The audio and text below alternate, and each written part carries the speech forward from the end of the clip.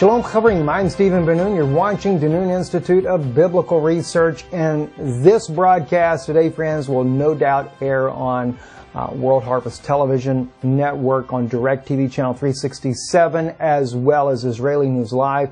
It is probably the most profound insight that I have ever gotten in my life, and I think it is vital that I share this. And I'm asking you, share this video everywhere you possibly can, because the information I'm about to share with you is something unlike anything I think that has ever been brought out before. We're going to be looking at the Messiah hidden in the story of Moses. Now, no doubt there's been others maybe that have talked about that. And I have myself taught on Moses as a type of Mashiach, a type of the Messiah in times past. But something happened to me yesterday. I tend to like to put on Hebrew music and listen to it. And as I do, when I'm speaking about not just any type of Hebrew music, but specifically about certain aspects that happen, or I'll play the Bible in Hebrew and listen to it and just meditate. And as I do, the God begins to open up my understanding in many areas that are just phenomenal.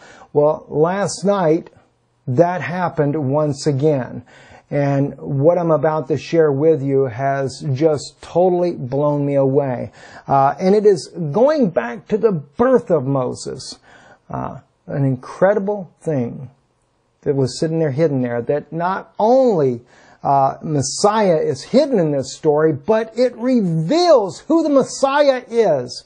So for my Jewish brothers and sisters that are going to be listening to this, if you are watching it on Israeli News Live and you're there normally for the news broadcast, I'm telling you, take the time, listen to what you're about to hear. It's going to be something that'll shock you, no doubt, and also make you realize God hides things in the simplest places you could ever imagine. So without any further ado on this intro part here, let's get right into the story. Let's go right to the book of Exodus, Shmot in Hebrew, Shmot Aleph, or Exodus chapter 1 there. And let's begin starting with verse 6. And Joseph died, and all his brethren, and all that generation. And the children of Israel were fruitful, and increased abundantly, and multiplied, and waxed exceedingly mighty. And the land was filled with them. There arose a new king over Egypt, who knew not Joseph. And he said unto this people, what did he say unto them? Well, he said, Israel are too many and too mighty for us. Come, let us deal wisely with them. They multiply. And it come to pass that when there befalleth us any war, they also join themselves into our enemies, and fight against us, and get them up out of the land. Therefore they did set over them taskmasters to afflict them with their burdens, and they built for Pharaoh store cities, Pithom and Ramesses, and of course it goes on into verse 12, but the more they afflicted them, the more they multiplied, and the more they spread abroad, and they were a dread because of the children of Israel. And the Egyptians made the children of Israel to serve with rigor. And they made their lives bitter with hard service, and mortar and brick, and in all manner of service in the field, and in all their service wherein they made them serve with rigor. Now, we're just getting into this. We're going to be going right into the fact that Moses is born, etc. But I want to kind of set the stage of what's happening, because the insight, the revelation that the Lord has shown me is phenomenal. But starting off with this right here, there rose up a Pharaoh that did not know Joseph. Now, Moses hadn't necessarily been born as of yet when you look at this story. This is actually before he's born. And there rises up a Pharaoh that doesn't know Joseph. Now, Joseph has died. All of his brothers have died off. Now it's the children. And of course, as that time moves forward, now they're turning against them. And it's interesting because when it says they did not know Joseph, yet they lived among them. Joseph was the savior of Egypt, but yet they didn't know him. Well, you know what's odd about this is that if you look, and I'm gonna really ask my Jewish brothers and sisters, I'm begging you, don't turn this off and go somewhere else. If you really want to know who your Mashiach is, you've got to listen, and you need to listen with an open heart and not just turn it off. Because it's important for you to hear what I'm about to say to you. I'm speaking to you as your brother. As a Hebrew with you, both parents, Hebrew descent, both my parents, listen to what I'm telling you. All right? So when the Pharaoh that knew Joseph, believed Joseph, when he died, when they all died off, and Joseph and his brothers died off, then there rises up another Pharaoh, and he doesn't know Joseph. All right? Moses is not quite yet born, about to be born, but we have no idea the time space that had transpired when the new Pharaoh was in before Moses is actually born. But they begin to conspire on what they're going to do to try to thin out the children of Israel, to lower their numbers because they feel that they are a threat. Well, oddly enough, just before the coming of Yeshua, or Jesus as the Greek calls him, we also had a very interesting thing that happened in Israel. Now, again, mind you, like Moses, because remember, Moses said, "The Lord thy God will raise up unto you from among your brethren a prophet likened unto me." Now, I'm paraphrasing that, right? But he's going to raise up from among your brethren a prophet likened unto me. I think that means that there should be a whole lot about Moses' life that is like that of Yeshua. So before Moses is even born, a Pharaoh rises up that doesn't know Joseph, doesn't know Isaac, doesn't know Abraham, doesn't know the commands of God that they have given them, or that has been living on. Even the Egyptians were beginning to live under those types of knowledge of what truth really is. Well, before Yeshua, Jesus of Nazareth, come on the scene, the same thing happened inside of Israel. Now, we could go back and say, well, they were under the Greek rule. Well, I'm talking about after the Maccabee brothers come and crush the Greek rule in the country there. This is when it began to rise up, a time where there was a Pharaoh or a leader in Israel in this case. Now, mind you, I realize King David and King Solomon and the kings of Israel that come from David's loins were not pharaohs of Egypt. But in the regards of a type of leadership, they were like the types of Joseph and Joseph's children, Ephraim and Manasseh, and all of these had already died off, okay? So they were representing Abraham, Isaac, Jacob, okay? Representing Israel in that regard there. Well, then there rises up on the throne, because remember, Joseph was on the throne in Egypt, right? There rises up on the throne in Israel a king that is not from the Davidic line. There rises up a priesthood through the Maccabees that is not heir to the priestly line. Now, there is argument that they were of the Levitical priest line or the Kohanim, but they were not in direct lineage for the priest to be the priest.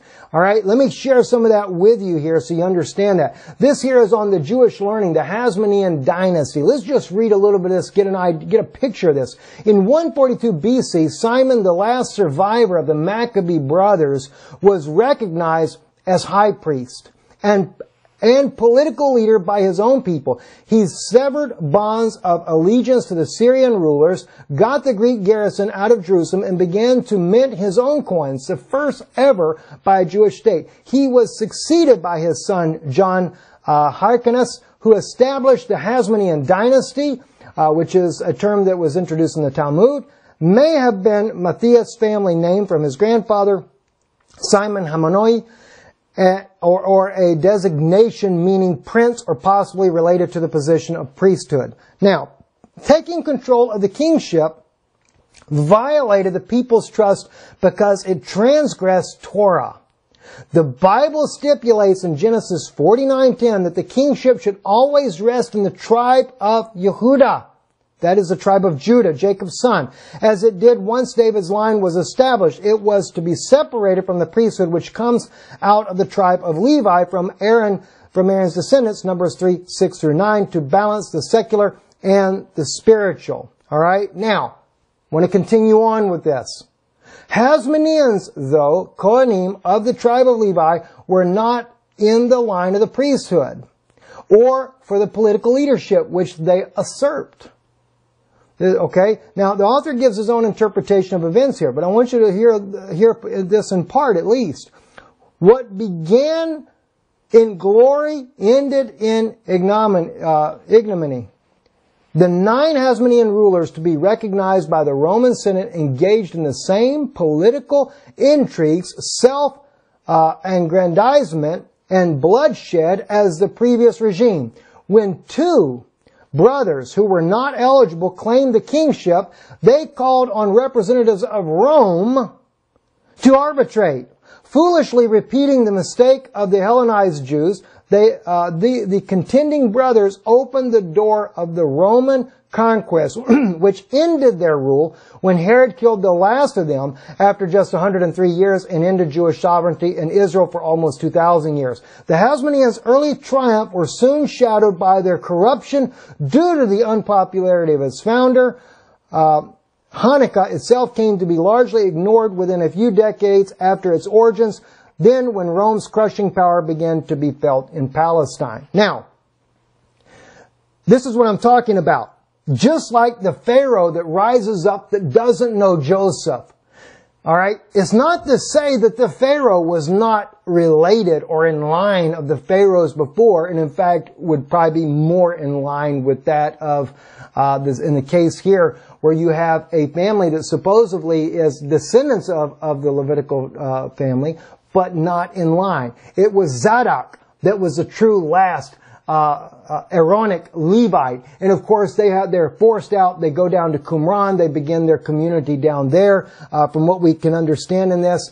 But this was the most corrupt. The Maccabees, everybody wants to bring them out like they're some great guys because they liberated the temple. That was the great thing they did. But to usurp the traditions that God had laid in through Moses and the laws, the commands of God, and take the kingship from David's lineage, and to take and put themselves in the position of a priest when they were not in line for that, was totally wrong. They did not know Joseph. And because of this, when Yeshua came, they did not know their Messiah. Sound familiar with Moses' story as well? Sure it does. All right. Now, I want to show you just how corrupt they were. All right. This is from the Times of Israel. And this is only just 3 of them. There is a whole list of in fact, in the Times of Israel, in this particular article here, they give you the entire list of all of the high priests that were ever over Israel. But even before the Maccabees come in there and corrupted it as well, it was already being corrupted before the Maccabees come in, but the Maccabees had the opportune time to restore it back to the way that God intended this to be. But they didn't do it. So, you have 67th high priest, Elianas ben Shimon Kathrias, son of Shimon Kathrias ben Bothias, and high priest for a year. He was appointed by King Agrippa. What does King Agrippa got? A Roman king, what has King Agrippa got to do with appointing the high priest over Israel? That sounds a lot like what's going on in the country today now. You remember how I told you the founding of Israel, when Israel became a nation, Ben Gurion and Moshe Sharit, the first 2 prime ministers of Israel, very much backers of the Vatican, Rome.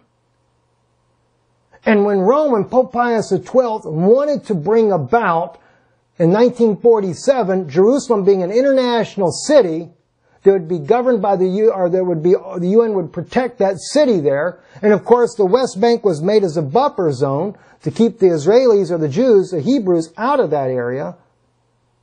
Moshe Sharit and Ben Gurion both went along with it so much that they were willing to kill those Jews that had brought in all the military to be able to liberate Jerusalem. Now, I don't say this in speaking against the Palestinian people that have been living in this land for centuries as well. You know, we should have done it the way it was being done back in 1858 when the Ottoman Empire opened up the purchase of the land by Jewish descendants or Hebrew descending people were allowed to come back into the land and purchase land because they were looking for a way to raise taxes, but they came the way Abraham did. Remember, Abraham would not even allow the land to be given to him. I know some are going to argue, well, God told Moses go there and Joshua, and they went in there and said, take the land. He was dealing with what? He was dealing with some of the Nephilim. He was dealing with the land that had been taken over by demonic beings through Nephilim, through the Canaanite, the Perizzite, the Hittite, the Hivite. And we know they were giants. And these giants are what? They were also offspring from before the flood. And how they got back, totally different story. Don't have the time to go into that today there. But that's what he was dealing with. That's why they took and killed off the inhabitants of the land. But we're not dealing with giants in the land. Do the Palestinians look like giants to you? No. Jeez. Totally different. Joseph ben Chamidas. All right, probably the son of Shimon ben Kimhith, and the high priest for 2 years. He was appointed by the deposed Herod of Calicus, who replaced him with Hananiah ben Nibodias, which, of course, he was 12 years, and he was appointed by Herod Calicus and deposed by King Agrippa II of Judea. How do these kings get involved in this? I mean, it's unbelievable, right? Well, let me tell you something. There's an amazing book, though. Amazing book. The Jews don't want it as part of their canon, and neither has it been accepted as far as in Christian works. But yet it's from the actual 5th century, the oldest document we have. It is supposed to be written by Moses. I can't say if it is or is not, but I will tell you one thing. And this part right here is not so much a prophecy. It would be a prophecy if we know for a fact Moses wrote it. But I have no way to authenticate that Moses wrote the Assumption of Moses. But there are clearly more prophetic things in this book, though, that have been clearly identifying events that are happening in modern times. But in this case here, and this is probably one of the reasons why the Jews don't want it in there, is on this next statement here, because Moses clearly identifies the Maccabean dynasty usurping the authority that God laid out through Moses. Chapter 6, Then there shall be raised up unto them kings bearing rule, and they shall call themselves priests of the Most High God.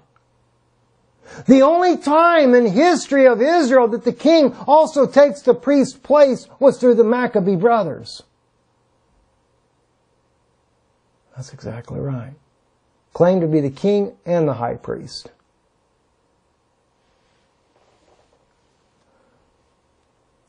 They shall assuredly work iniquity in the Holy of Holies.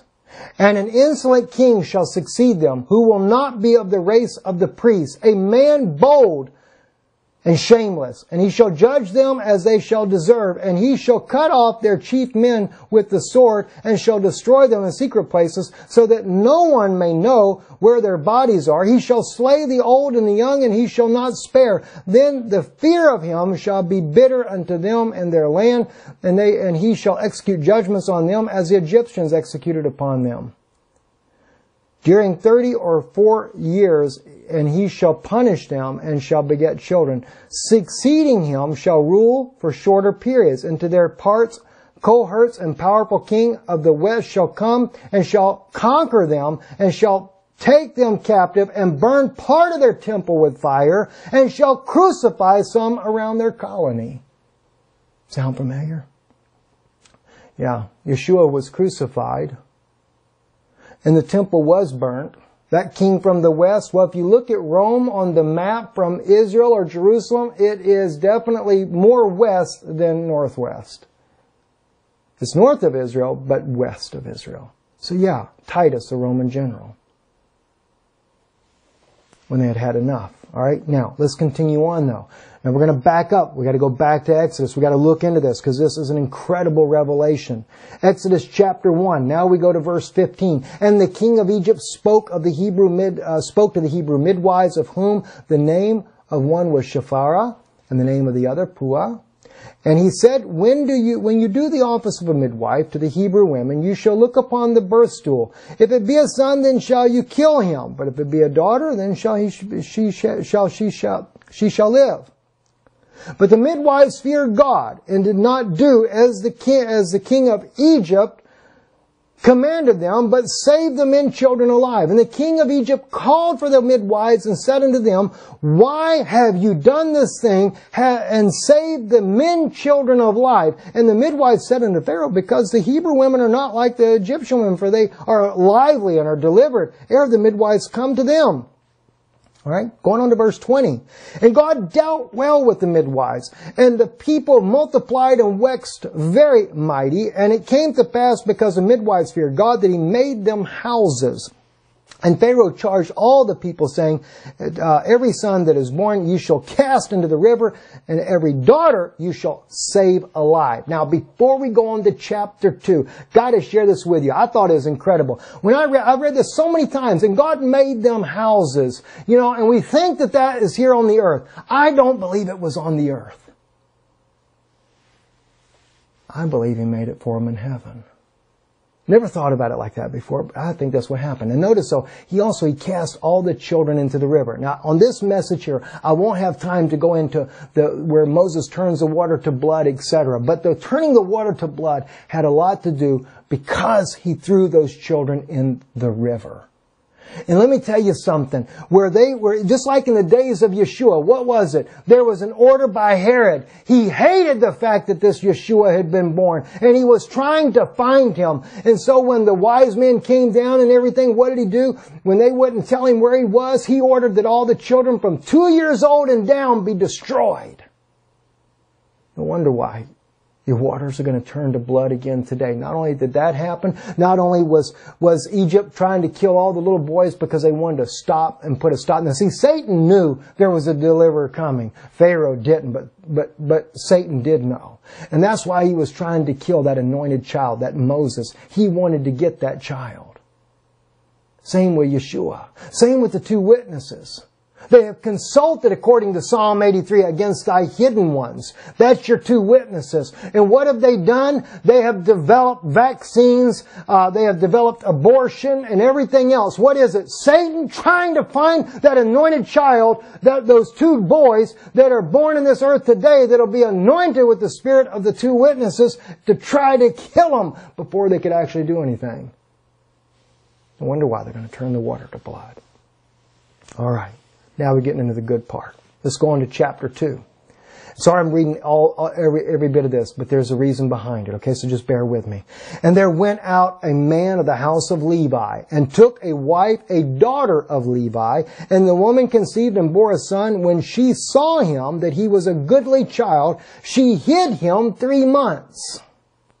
And when she could no longer hide him, she took for him an ark of bulrush and daubed it with slime and with pitch, and she put the child therein and laid it in the flags by the river. All right, flags. Now, those flags, by the way, are reeds. Okay? It's the same word, I believe. Let me just look real quick just to make sure for you. Yes, it is. It's the same word as suf. Found right here on the bottom. You may not be able to see it because it kind of cuts off the Hebrew. I was kind of doing this quickly here. Besuf. In the reeds, all right? That's where she was being, that's where she hid him at. And of course, when she put that slime on there, that slime, by the way, friends, is from a Hebraic word here, taber. I'm sorry, I got the wrong word. Let me get right where I can find it here. She took him to the ark of the bulrush and daubed it with slime. Here it is, I'm sorry. Chamar is the slime, and that's actually a word that we use in modern Hebrew for the word clay. But it can be liquefied, it can be made very, very soft, and there's some that believe that the way, because when it speaks about the pitch, it's kind of like, they think it's like more like an asphalt that we would say today. I don't think it was that, they didn't have asphalt back then, but it was a way that they were able to take that clay and form it around that ark. And of course, those reeds, that bulrush that was being used right there, is a very porous type of material there. And that was what was being done. They were using that. But here's what's amazing. There is something about the fact of the ark that he's put in, the way it's made, and how it represents something about Yeshua. And we're totally missing this. And the very reeds that he has placed around. Some people put it like, he put him in a basket and he floats down the Nile River and then she finds him and it lands up in the reeds. No, it's not what it says in the Word. God said she placed him in that ark and placed that basket right there in the reeds themselves. All right. Then Pharaoh's daughter comes out and finds it. We're going to go into that. Then we'll go back. We're going to backtrack in just a minute. Therein. All right. Continue on in verse 3 here, chapter 2. And laid it in the flags by the river's brink. And his sister stood afar off to know what would be done to him. And the daughter of Pharaoh came down to bathe in the river, and her maidens walked along by the riverside, and she saw the ark among the flags and sent her handmaid to fetch it. Going on to verse 6. And she opened it and saw even the child, and behold, a boy that wept, and she had compassion on him and said, This is one of the Hebrew children. Then said his sister to Pharaoh's daughter, Shall I go and call thee a nurse of the Hebrew women, that she may nurse the child for thee? And Pharaoh's daughter said to her, Go. And the maiden went and called the child's mother. Wow. Remember the scripture over in the book of Acts? Because notice now, she's now going to be reared up in Pharaoh's house. The very man that doesn't know Joseph is now raising in his own house as a son one of the Hebrew children.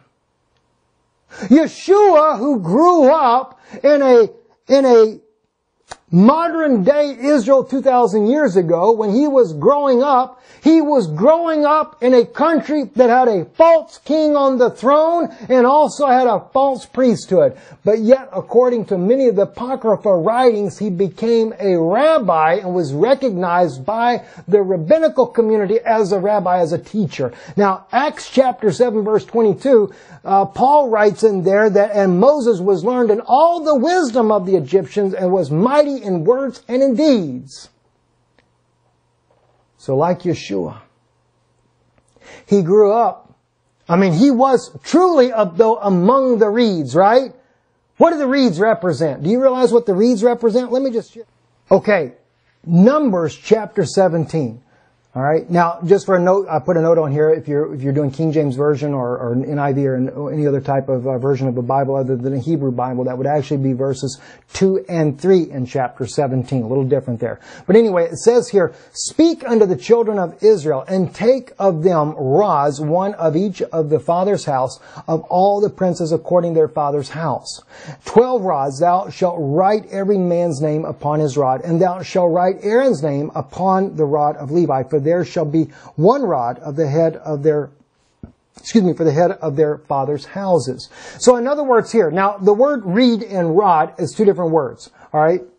But the point is they both are a staff or a stick. They represent what? In the case of the rods that were placed in the ark there, it was an almond rod that was used by Aaron. And of course, it budded and blossomed and bore almonds that night that it was in the ark. But what is it? That staff, that rod, like you see in this picture of the reeds right here, represent the tribes of Israel. It represents the lineage. As it says inside in Micah chapter 7, that Moses was to, or not in the case of Moses, but that prophet was to instruct them by what? The rod of his lineage. It represents DNA. It represents ancestry. So when Moses was placed in a basket and put in amongst the reeds, and by the way, remember, the children of Israel were crossing what? Yam Suf, a sea of reeds. And yet over there on the Gulf of Aqaba, there are no reeds. What is it?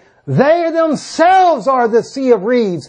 Their lineage, their family. And so when Moses was placed in that basket and put amongst the reeds, it was like the 12 rods that were placed in the ark. It represented the tribes of Israel. It represented that among the tribes, the Messiah, the future Messiah, Moses was only a type of the coming of the Messiah, that he would be in the womb of his mother Mary and would be placed in amongst the reeds themselves.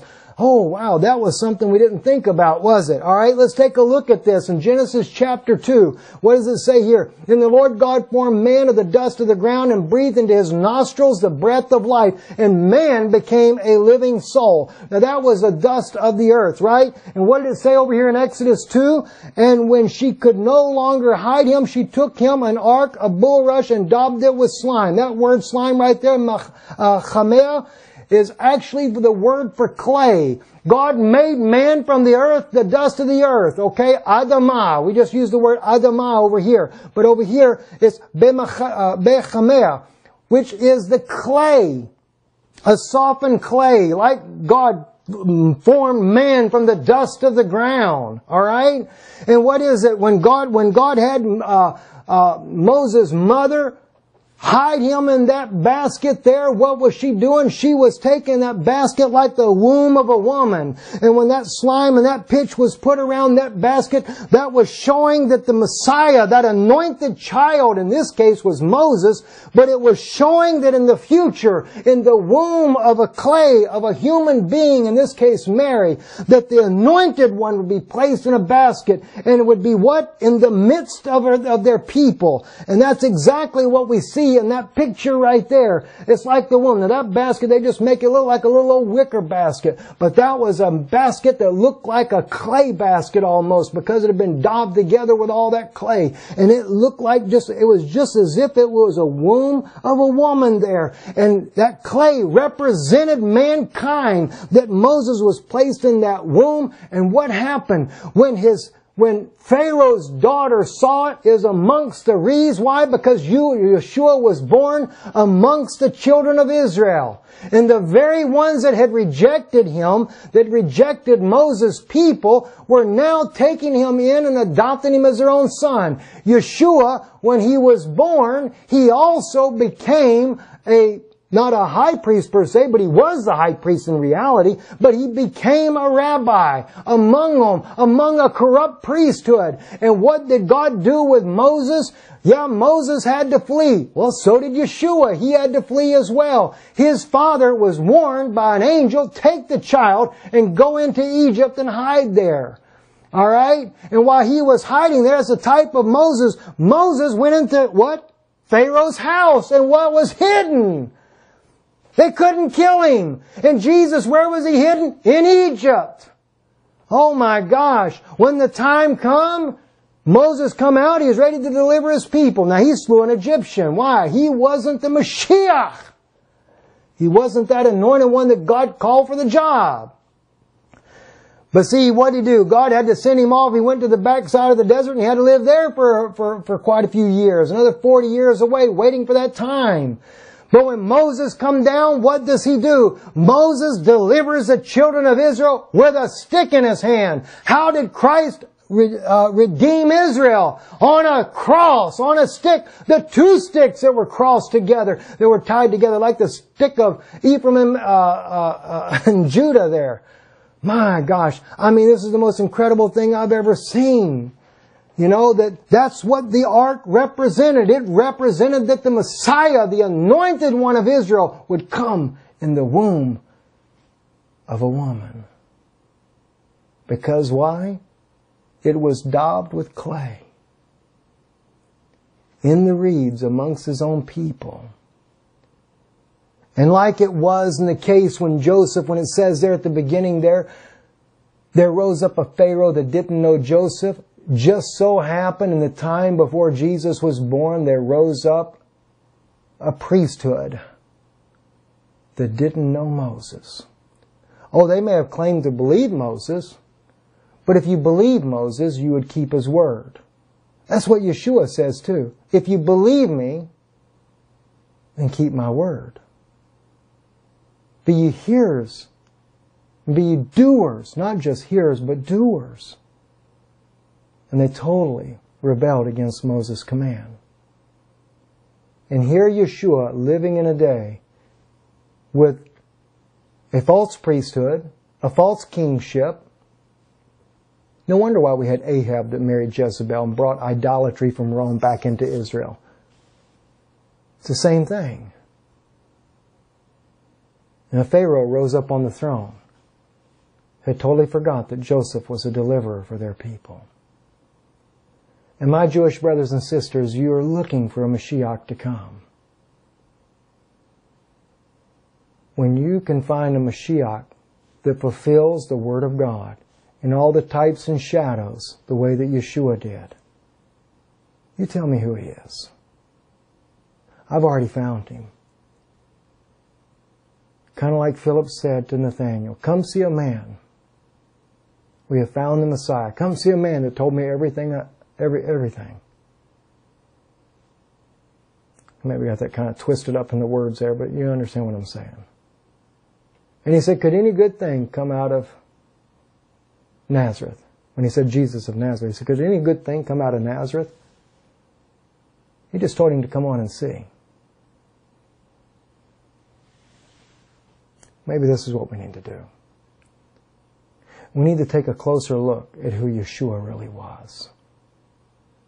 Not who the churches say he is, and I'm not here against my Christian friends. But let's look to the Word of God. Because unfortunately, even in the day we're living in now, it's a false priesthood. Rome is a false priesthood today. And it's all being set up all over again, just as it was 2,000 years ago when the Maccabee brothers usurped the priesthood and usurped the leadership of Israel. We've got the same problem today. Rome has done it.